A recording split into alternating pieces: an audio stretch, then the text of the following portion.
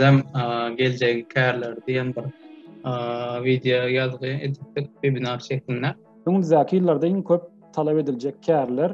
Birinjisi görüşüňiz ýaly data we emeli intellekt, data and artificial intelligence diýip. Ne geçelim birinji bölüme. Data we emeli intellekt. Muňa değişine hünärler şular diýip bellenýär. Data analyst, datalary analiz edýän, olary jemleýän hünärmen.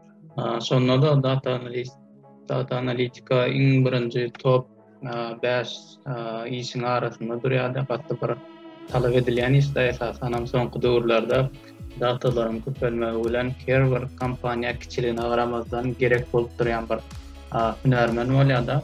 Bu hünär häzir giňişden görüňerseniz data analyst bolýar.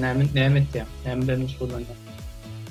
Data analyst bu işte database, datasetlerin üstünde statistik analitikleri, statistik derinöwleri birinji ýygnaýa işleýär we ýerine ýetirýär.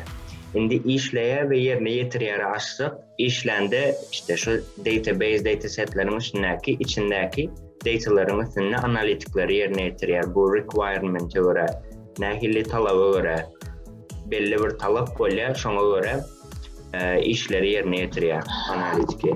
Ve sorulara cevap tapýarlar we datalaryň kullanıp bilinjekdigine göz ýetirýärler.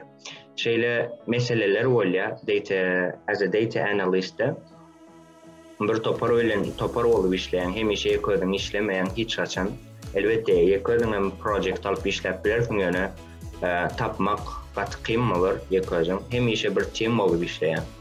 Ve senin öňüňe düşen bir jobyň bolýar, senin öňüňe düşen bir wezifen bolýar. Şo urda sana gatlar problemler berilýär we sen şo urdan işleýän.